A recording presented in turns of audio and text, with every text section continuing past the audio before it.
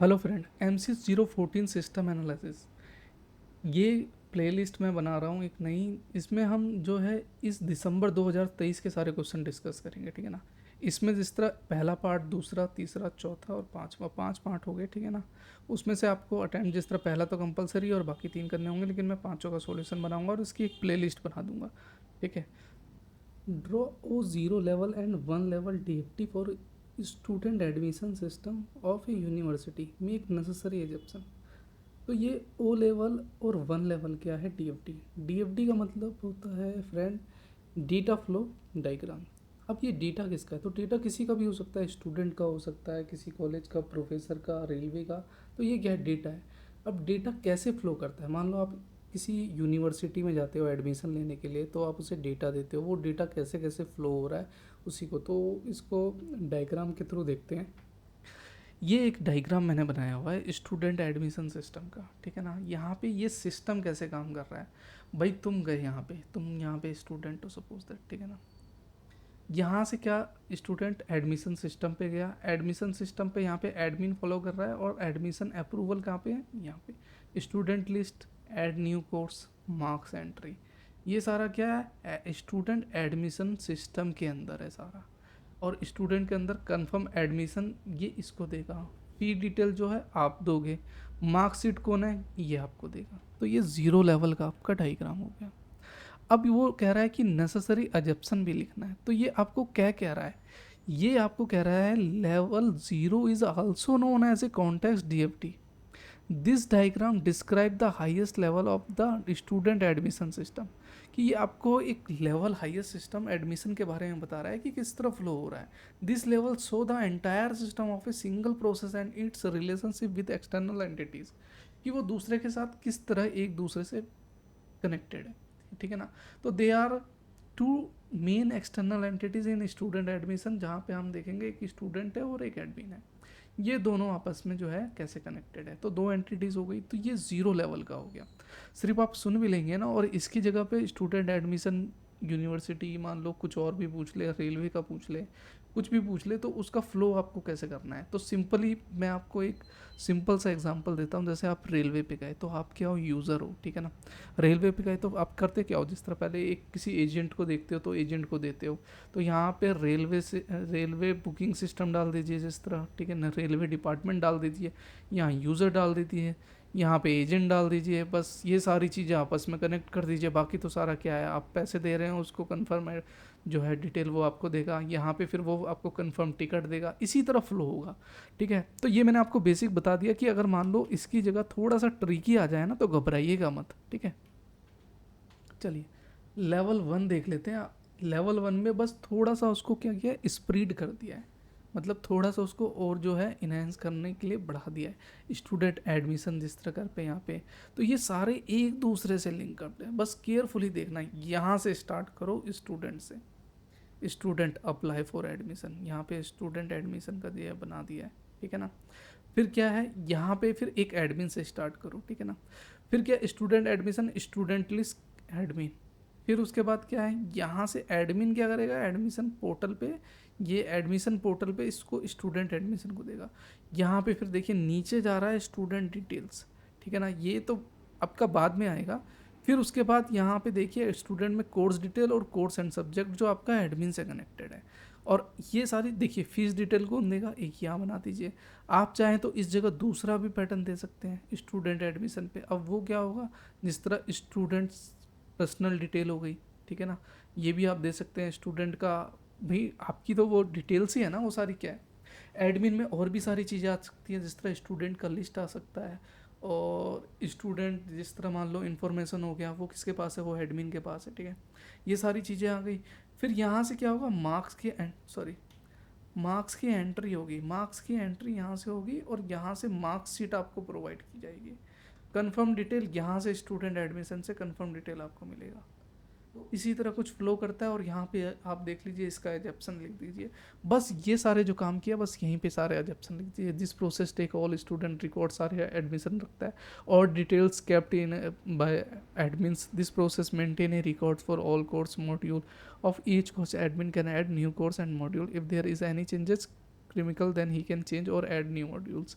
अगर मान लो कुछ चेंज कराना पड़ सकता है तो वो कौन चेंज करेगा, वो एडमिन ही चेंज करेगा, ठीक है। तो यहाँ तक तो हमारा पहला क्वेश्चन क्लियर हो गया, ठीक है फ्रेंड। अब बढ़ते हैं, नेसेसरी एजप्शन भी देख लिया और हमने डायग्राम भी देख लिया कि डाटा फ्लो डायग्राम कैसे फ्लो करता है, ठीक है। अब आ जाते हैं सेकंड क्वेश्चन पे। ये क्या कह रहा है, draw ERD for student admission system of a university, make necessary assumption. अब देखिए सारा 10 मार्क्स का है, ठीक है ना। तो इसमें यह है कि लिखने का ज़्यादा रहता है, और एक मैं आपको सबसे इम्पोर्टेंट पॉइंट्स बताता हूँ, अगर आप केयरफुली रीड कर रहे हैं, जब भी पेपर पे लिखिएगा ना तो उसको ब्रेक डाउन करिएगा। Break down in the sense कि ये है ब्रेक डाउन, ये है ब्रेक डाउन, ठीक है। ये है ब्रेक डाउन, ये है ब्रेक डाउन, ये है ब्रेक डाउन। पेन ही ले लूँ क्या? हाँ, ये है ब्रेक डाउन, ये ब्रेक डाउन है, ये ब्रेक डाउन है, ये ब्रेक डाउन है। अब ब्रेक डाउन क्या है मैं बताता हूँ, लिखने का पैटर्न, मार्क्स कैसे ज़्यादा मिलते हैं। इसको डबल अंडरलाइन कीजिए, इसे ब्लैक पेन से लिखिए और ये सारा ब्लू से लिखिए, इसको डबल लाइन से करिए और ये करिए, ताकि एग्जामिनर को समझ में आए, ठीक है ना। और सारा ब्लू से लिख देंगे और एक साथ में पूरी लाइन में लिख देंगे तो वो कंजस्टेड होगा और मार्क्स गेन करने में प्रॉब्लम आएगा।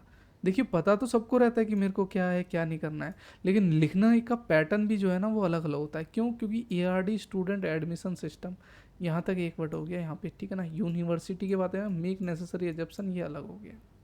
तो यहाँ पे देख लेते हैं, जिस तरह ERD है अपना एंटिटी रिलेशनशिप डायग्राम, एंटिटी कोई तत्व हो गया, एंटिटी रिलेशनशिप डायग्राम, डायग्राम से क्या रिलेशन है। तो एजप्शन में देख लेते हैं, एंटिटीज़ में क्या है, स्टूडेंट है, एप्लीकेशन है, प्रोग्राम है, डिपार्टमेंट, एडमिशन कमेटी और एडमिशन डिसीजन। यही आपको ERD एडमिशन स्टूडेंट की जगह कुछ और भी पूछ सकता है। तो वो सारी चीज़ें आप वही चीज़ बताइएगा, देखिए पहले से कनेक्ट है, स्टूडेंट है, एप्लीकेशन होगा, प्रोग्राम होगा, डिपार्टमेंट होगा, या कोर्स डिटेल भी डाल सकते हैं, एडमिशन कमेटी और एडमिशन, ठीक है। रिलेशनशिप किसके साथ है, a student submit an application, application for a specific programme के लिए दिया जाता है, ठीक है ना। कोई प्रोग्राम अगर करना चाहते हैं, जैसे आप BCA कर रहे हैं तो BCA के लिए, MCA कर रहे हैं तो MCA के लिए एप्लीकेशन देंगे। ये प्रोग्राम बिलोंग टू डिपार्टमेंट, उस डिपार्टमेंट का बिलोंग करना चाहिए कि वो उससे कर रहा है, क्योंकि भाई कोर्स तो बहुत ज़्यादा होते हैं। The admission committee review application, जो कमेटी है अलग अलग डिपार्टमेंट के अलग अलग बैठे हुए हैं यहाँ पे। तो आप BCA वाले पे गएंगे तो वो BCA वाले आपका एप्लीकेशन देखेगा, ठीक है ना। यहाँ पे अलग अलग जिस तरह डिपार्टमेंट है। And admission decision is made for each application, हर एक का अलग अलग है। एंटिटीज़ एट्रीब्यूट्स है, रिलेशनशिप है। बस एंटिटीज़ में ये ध्यान रखिएगा, स्टूडेंट आईडी इस तरह आता है, name, date of birth, email, phone, application ID, date submit, status. ये थोड़ा सा एक दो बार आपको पढ़ना पड़ेगा, अगर आपने SQL किया हुआ है तो मेरे ख्याल से आपको आता होगा, ठीक है ना। रिलेशनशिप में स्टूडेंट, एप्लीकेशन, ये application of a programme, programme belongs to department, relation किससे कर रहा है, स्टूडेंट की एप्लीकेशन से। तो ये सारे कुछ आपको इस तरह पैटर्न में देना पड़ेगा, तभी आपको अच्छे मार्क्स मिल पाएंगे, ठीक है ना। उसको डिस्क्राइब करने की सोचिए, और थोड़ा सा ट्रिकी क्वेश्चन आए तो घबराने की ज़रूरत नहीं है। स्टूडेंट एडमिशन है तो आप खुद में एजप्शन करिए कि अगर मान लो मैं यूज़र हूँ और मैं वहाँ पे जाता हूँ तो मैं क्या क्या कर रहा हूँ, तो वही सारी चीज़ें आप बस इसमें लिख दीजिए पॉइंट वाइज में, ठीक है। अब यहाँ पे देखिए, जिस तरह वही सारी चीज़ें मैंने इसमें बता रखी है। जिस तरह स्टूडेंट है, अगर मान लो आप है तो आपके पास क्या होगा, एक आईडी होगी, आपका एड्रेस होगा, कहीं पे आप सिटी पे बिलोंग करते हैं, ठीक है ना। कोई सर्टिफिकेट होगा आपके पास 12th का, 10th का, सारी चीज़ें होंगी स्टूडेंट की, ठीक है। आप क्या कर रहे हो, अप्लाई कर दिया, तो ये अप्लाई का हम इस सिंबल से डिनोट करते हैं। और फिर प्रोग्राम में, तो प्रोग्राम में क्या होगा, प्रोग्राम आईडी होगा, प्रोग्राम नेम होगा, ड्यूरेशन होगा, एलिजिबिलिटी होगा, और बिहार आई जो आईडी है अपना, ठीक है ना। और फिर यहाँ पे स्टूडेंट को क्या करा जाएगा, अलॉट्स किया जाएगा, ए डबल, ये स्पेलिंग, अरे ये थोड़ा गड़बड़ इसीलिए लिख रहा है, इसीलिए ALLOTS, ये फ्री हैंड है इसीलिए थोड़ा ठीक नहीं लिखा रहा, ये अलॉट्स है, ठीक है ना। तो स्टूडेंट को अलॉट्स किया जाएगा। अलॉट जो किया जाएगा वो ब्रांच के थ्रू करेगा, ब्रांच आईडी है, ब्रांच नेम है, एड्रेस है, सिटी है, ठीक है ना। हैज़ क्या क्या है भैया प्रोग्राम में, हैज़ में यूनिवर्सिटी नेम, एड्रेस और कॉन्टैक्ट।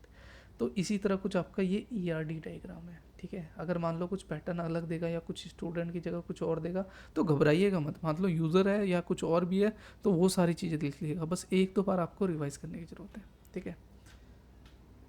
तो हमारा ये वाला भी हो गया। अब देख लेते हैं C में, right SRS outline for student admission system of a university make necessary assumption. अब भाई SRS क्या है? देखिए SRS है सॉफ्टवेयर रिक्वायरमेंट स्पेसिफिकेशन। अब सॉफ्टवेयर किसका किसका सॉफ्टवेयर की रिक्वायरमेंट है? Outline for student admission. Software बनाते हैं तो उसमें इम्प्लीमेंट करते हैं कि ये किसके लिए काम करेगा, ठीक है ना। तो वही है सॉफ्टवेयर रिक्वायरमेंट स्पेसिफिकेशन। किसके लिए स्पेसिफिकेशन, किसके लिए है, कहाँ जा रहा है, स्पेसिफिकेशन किसके लिए है? तो वो स्टूडेंट एडमिशन के लिए। उसके लिए आपको क्या क्या देखना पड़ेगा, वो चीज़ें इंट्रोडक्शन में जिस तरह हमने बता दिया यहाँ पे। Describe the purpose of admission system and the document. Scope, outline the scope of the system including what is and is not covered. आपको देखना पड़ेगा कि सॉफ्टवेयर में जो जो साइकिल में आ रहे हैं वो कवर्ड हैं या नहीं है, क्या स्कोप है, और पर्पस हमारा क्या है, हम किसके लिए बना रहे हैं। नेचुरल सी बात है, स्टूडेंट सिस्टम के लिए। Definition, acronyms and abbreviations define all term acronym and abbreviation used in the documents. सारी चीज़ें राइटिंग पैटर्न में होनी चाहिए, बिहेवियर होना चाहिए उसका कि वो किस लिए यूज़ कर रहा है, और तभी तो आपको समझ में आएगा कि आप इन्फॉर्मेशन कैसे पता लगाओगे सॉफ्टवेयर से। तो उसकी डेफिनेशन एकदम क्लियर होनी चाहिए। और रेफरेंस में क्या दोगे कि रेफरेंस में भैया रिलेटेड किससे है वो, ठीक है ना, किस स्टैंडर्ड से है, स्टूडेंट्स है या किसी से है। Overview, provide an overview of the structure of the documents, ठीक है। अब ओवरऑल डिस्क्रिप्शन में देख लेते हैं। Product perspectives describe the system context and how it's fit into the large system including dependency and interface। कोई भी सॉफ्टवेयर बनाओगे तो आप उसे एनालाइज करोगे कि वो उसमें फिट बैठेगा या नहीं बैठेगा इसमें, या उसमें, और उसको पहले टेस्टिंग की जरूरत है। प्रोडक्ट फंक्शन है, यूज़र क्लास है, ऑपरेटिंग इन्वायरमेंट है, डिज़ाइन एंड इम्प्लीमेंट है, अजप्शन एंड डिपेंडेंसी है। ये चीज़ें जो हैं आपको अगर मान लो रिमेंबर नहीं होता है तो आप इसे बना के भी लिख सकते हैं, लेकिन पैटर्न वाइज आप, मैं तो कहूँगा सिर्फ ये याद कर लीजिए। एक ट्रिक बता रहा हूँ मैं आपको, ठीक है ना, कि आपको प्रोडक्ट पर्सपेक्टिव है तो प्रोडक्ट पर्सपेक्टिव में आप सिर्फ इतना है कि भैया लार्ज सिस्टम में हम अपने सिस्टम को इम्प्लीमेंट कर सकते हैं या नहीं। इस तरह याद करेंगे तो आपको याद हो जाएगा, और आप क्या है फिर इंग्लिश में बना के लिख सकते हैं, ठीक है ना। तो ये बड़ा सिंपल सा ट्रिक है जो मैं आपको बता रहा हूँ। Describe the environment in which system will operates, ठीक है ना। ऑपरेटिंग एनवायरनमेंट हो गया कि हम कर रहे हैं तो वो किस, मतलब अगर मान लो सपोज दैट मैं यहाँ दिल्ली पे बैठ के सॉफ्टवेयर बना रहा हूँ, ठीक है ना, स्टूडेंट एडमिशन का, ठीक है। अब मैं जाके बंगाली में बंगाल में चला गया और वहाँ पे रन करूँगा तो वहाँ पे मैक्सिमम जो है बंगाली में ही है और बंगाली में अंडरस्टैंड है। वो कह रहे हैं कि भैया मेरे को समझ में ही नहीं आ रहा, तो मेरा सिस्टम कहीं पे वही हो जाएगा। तो एनवायरनमेंट भी देखने का है कि ऑपरेटिंग कहाँ पे क्या चल रहा है, ठीक है। कुछ स्पेसिफिकेशन के बारे में देख लीजिए इसमें। Functional requirements, application submit, processing, decision making, notification और रिपोर्टिंग के हैं। ये कुछ पॉइंट है जो आपको एक बार रिमेंबर करना पड़ेगा, ठीक है। जो इसमें यहाँ पे अगर आप देखेंगे मेक नेसेसरी एजप्शन जो बोल रहा है, ये सारे एजप्शन आपको दिखाने पड़ेंगे उसमें। एक्सटर्नल इंटर्स रिक्वायरमेंट क्या क्या है, user interface, hardware, software, communication interface. जो क्या है, मतलब अगर एक यूज़र में है तो design and layouts according to the user interface, how to interact with the software.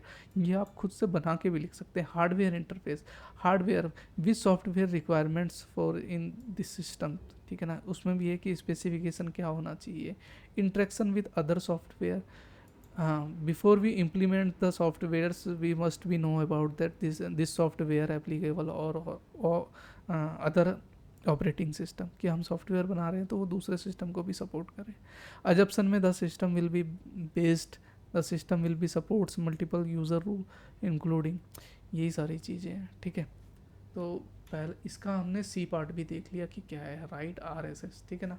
तो अगर मान लो आपको थोड़ी सी भी मुश्किल हो रही है तो एक बार थोड़ा सा रिवाइज करके आप बैक करके देख लीजिएगा, और थोड़ा सा मैं कहूँ तो पैटर्न आप खुद से लिखने की कोशिश करिए कि SRS जिस तरह सिस्टम रिक्वायरमेंट, स्टूडेंट एडमिशन ना दे के कुछ और दीजिए। लेट से मैं कहता हूँ कि स्टूडेंट एडमिशन नहीं है भैया, ठीक है ना, यहाँ पे कॉलेज एडमिशन का आ गया, सपोज दैट बनाइए आप उसको, तो वहीं पे सारी सिस्टम तो वही रहेगी, बस यही है कि system of university, student admission system of a university. तो स्टूडेंट एडमिशन कॉलेज का ही हो गया, यूनिवर्सिटी क्या है, कॉलेज ही है। लेकिन यहाँ पे अगर मान लो सपोज दैट मैंने कॉलेज बोला है तो यहाँ पे स्टूडेंट नहीं है, अब प्रोफेसर है। अब करो, बनाओ इसको, तो थोड़ा सा ट्रिकी करके खुद से देखिए, देखिए बड़ा मजा आएगा काम करने में। अब इसका डी पार्ट देख लेते हैं क्या कह रहा है। Explain any two fact finding techniques, give their merits and demerits. ये बड़ा इंटरेस्टिंग है। अब explain any two fact finding, ये टू फैक्ट क्या है, आखिर है क्या फैक्ट में। Finding technique give their merits and, मतलब इसमें इसके लाभ भी बताने और हानि बताने, क्या मेरिट्स है। Explain any two findings technique, ठीक है ना। अब ये टेक्निक किस चीज़ का है, यहाँ पे ऐसा कुछ तो नहीं बताया, इसने सिर्फ इतना बताया explain any two fact finding techniques give their merits and demerit. Obviously कि अगर हम है तो सेड का कर रहे हैं, सिस्टम एनालिसिस का कर रहे हैं इसमें ना। तो यहाँ पे पहला फैक्ट फाइंडिंग टेक्निक क्या कहता है कि system analysis faced of software development life cycle. अब ये सॉफ्टवेयर डेवलपमेंट लाइफ साइकिल क्या है। देखिए कोई भी सॉफ्टवेयर जब आप इम्प्लीमेंट करेंगे, कुछ भी बनाएंगे, तो सॉफ्टवेयर बनता क्यों बनता है, क्योंकि जो एनालाइज्ड होता है वो स्टॉक होल्डर के साथ बैठ के काम करता है और उसके साथ जो है सारी गैदरिंग करता है, इन्फॉर्मेशन इकट्ठा करता है। अब आप पूछेंगे कि सर ये स्टेक होल्डर कौन सा आ गया, ये तो नया बोल रहे हैं कि भाई स्टेक होल्डर क्या है। तो देखिए स्टेक होल्डर कुछ भी हो सकता है, एक इन्वेस्टर भी हो सकता है, एक एम्प्लॉय भी हो सकता है, जो भी है जो कंपनी में अपना जो है टाइम इन्वेस्ट कर सके, अपना फीडबैक दे सके, ठीक है। जो वो शेयर होल्डर भी हो सकता है, कोई भी हो सकता है स्टेक होल्डर, ठीक है ना। अब वो स्टॉक होल्डर करता क्या है कि कंपनी को अपना जो है एनालाइज्ड को बताता है कि इन सब सारी चीज़ों को इम्प्लीमेंट करने के लिए आपको कैसे ये चीज़ करना पड़ेगा, पहले इस चीज़ को करिए। वो अपना ज़्यादा एफर्ट दिखाता है, वो एनालाइस्ट को बताता है। तो एनालाइस्ट क्या करता है, जो फ्रंट एंड होता है उन चीज़ को, सारी चीज़ों को इकट्ठा करता है। फिर इनकी मीटिंग में होता क्या, सच एज यूज़र मैनेजर, जिस तरह यहाँ पे देखिए interview involves direct interaction between the analyst and stakeholder such as user, जैसे यूज़र हो सकता है, रिलेवेंट पार्टीज हो सकती है। The analyst ask question to gather detail information about the current system user needs and expectation for new system. तो नया system बनना, यहाँ पे सॉफ्टवेयर डेवलपमेंट लाइफ साइकिल के लिए नया सॉफ्टवेयर बनाने के लिए हमें क्या क्या जरूरत पड़ेगी, वो चीज़ है इसमें। देखिए एक बार आप पढ़ भी लेंगे ना तो आपको खुद ही आ जाएगा, और जब आप समझने लग जाएंगे ना तो बहुत ज़्यादा मज़ा आएगा। अब मेरिट में, इसमें लाभ में क्या करते हैं, इन डेप्थ में जाते हैं, मतलब इसकी इन्फॉर्मेशन एक गहराई में गए। Interview provide rich detail information because they allow for follow up up question and clarification. Natural सी बात है कि जितने भी क्वेश्चन होंगे, जितने भी डाउट होगी, उसको क्लेरिफिकेशन हम पहले ही कर लेंगे इन्फॉर्मेशन के, उसके कोई भी सॉफ्टवेयर जाने के लिए हम पहली सारी क्वेरी रेज करेंगे। फ्लेक्सिबिलिटी में क्या है, the interview can adapt question based on the response allowing for exploration of anticipated issue. मान लो कोई भी सॉफ्टवेयर है, सपोज दैट आपको कोई भी क्वेश्चन रेज किया हुआ है, सपोज दैट, ठीक है ना, कि ये सॉफ्टवेयर ये बनाना है, कोई भी इशू आ गया है, ठीक है ना, तो वो उसको पहले ही अडॉप्ट कर लेगा और पहले ही अडॉप्ट करके उसको मॉडिफाई करके आपको बताएगा। ये चीज़ इसमें इम्प्लीमेंट हो सकती है। तो फ्लेक्सिबिलिटी कौन कर रहा है यहाँ पे, एनालाइस्ट का रोल है, ठीक है ना। पर्सनल इंटरेक्शन में क्या है, बिल्ड रैप्टर। यहाँ पे रैप्टर क्या है, तालमेल, मतलब build rapport and trust with stakeholder. मतलब जो सॉफ्टवेयर एनालाइज जो इंटरेक्शन कर रहा है, पर्सनल इंटरेक्शन, वो build rapports and trust with stakeholders, मतलब उसके साथ ट्रस्ट करके, तालमेल करके एक हम अच्छा सॉफ्टवेयर बना सकते हैं, ठीक है ना। Which can be crucial for gathering honest and comprehensive information. एक कंप्रहेंसिव विस्तृत इन्फॉर्मेशन, एक अच्छा इन्फॉर्मेशन इकट्ठी कर सकते हैं। अब नेचुरल सी बात है कि इन सब में काम होगा तो डीमेरिट्स, यानी इसके क्या है कि नेचुरल सी बात है, देखिए हमने कितना काम किया तो उसमें टाइम ज़्यादा लग रहा है कि नहीं लग रहा है, टाइम इन्वेस्ट हो रहा है कि नहीं। बेस्ड द रिस्पॉन्स में बी बेस्ड इधर कॉन्साइजली और unconsciously due to interviewer perception of the interviewer influence मतलब कि, मतलब इसमें ज़्यादा अट्रैक्टिव होने का चांस हो या ना हो। इसमें मान लो कोई भी स्टेक होल्डर है, ठीक है ना, और स्टेक होल्डर को देख के कई सारे हो सकते हैं। अब इसमें टाइम कंज्यूम हो रहा है तो क्या और कोई स्टेक होल्डर साथ में बैठेगा इसमें ये देखेगा, तो उसमें चांसेस हमारे क्या होते हैं, थोड़े से कम हो जाते हैं, ठीक है ना। तो इंटरव्यू में उसमें ज़्यादा कोई इसमें इंटरेस्ट नहीं देगा, ठीक है। रिसोर्सेज इंटेंसिव क्या है, required skill interviews and can involve significant schedule and coordination efforts. अब इसमें क्या है कि जिस तरह रिक्वायर्ड स्किल की ज़रूरत है, अब स्टेक होल्डर है, तो स्टेक होल्डर है तो वो कंपनी में एफर्ट दे रहा है, तो तुम उसका पहले वो क्या कहते हैं, वो देखोगे, उसका क्वालिफिकेशन देखोगे क्या है क्या नहीं है इसके बाद में, ठीक है ना। वो तो इन्वॉल्व हो सकता है, मान लो एक पार्टी भी हो सकती है, कोई इंटरेस्टेड है इन सब चीज़ में, ठीक है, कोई भी हो सकता है, एक मैनेजर भी हो सकता है। तो इस पर्टिकुलर पोस्ट के लिए कोई ऐसा होता नहीं है स्टेक होल्डर के लिए कि उसके सब पास ये चीज़ होनी चाहिए, वो कोई भी हो सकता है। और उसका लाभ हानि कोऑर्डिनेट एफर्ट जो है, मतलब काफ़ी टाइम के बाद पता चलता है इसमें। बहुत सी चीज़ें अगर ज़्यादा डीप में जाओगे तो पता चलेगा इसके बारे में, ठीक है। यहाँ पे डी में हम यहाँ तक कवर हो गए। पहला पार्ट तो हमने इसका किसका देखा था, यहाँ पे इंटरव्यूज़ का देख लिया था ना। कितने कह रहे हैं explain any two fact finding technique में, एक तो इंटरव्यूज़ हो गया और दूसरा है क्वेश्चनरीज। क्वेश्चनरीज में क्या है कि इन्वॉल्व डिस्ट्रीब्यूटिंग एक set predefined question to a large number of stakeholder. They are design to collect quantities and quantitative and quality data systematically. Large scale में जो है आपका ये है कि आप क्या करते हो, इन्फॉर्मेशन गैदर करते हो आप कि भैया हाँ इसका फीडबैक क्या है, इसका फीडबैक क्या है, सिस्टम की रिक्वायरमेंट क्या है, वो सारी चीज़ें कलेक्ट करके एक सिस्टमेटिक ढंग से आप एनालिस्ट को बताते हो। उसमें क्वेश्चन रेज करते हो, उसमें क्वेश्चन ज़्यादा रहता है। मेरिट्स के लाभ देख लीजिए, वाइड रिच है, कॉस्ट इफेक्टिव है, स्टैंडर्डाइजेशन है। Standardisation provide standardise response that are easier to analyse statically. Standardise बना दिया है स्टेक होल्डर के द्वारा, ठीक है। डीमेरिट्स में लिमिटेड डेप्थ होता है, लो रिस्पॉन्स रेट है, मिस इंटरप्रिटेशन, रिस्पॉन्स में miss interpretation, questions leading inaccurate और इनकम्प्लीट डाटा। मतलब कुछ भी हो सकता है कि मिस इंटरप्रिटेशन में कुछ जो डाटा है आपका, हो सकता है कि वो इन्फॉर्मेशन आपकी एडिक्वेट ना हो, मतलब पूरी तरह से ना हो सकता है उसमें कम इन्फॉर्मेशन हो, ठीक है। तो हमने यहाँ पे पहला पार्ट अपना फ्रेंड कवर कर लिया, ठीक है। अगर आप देखेंगे तो इसमें 4 क्वेश्चन थे, हमने चारों क्वेश्चन कवर कर लिए, ठीक है। नेक्स्ट पार्ट में हम इसका सेकंड डिस्कस करेंगे, ठीक है। तो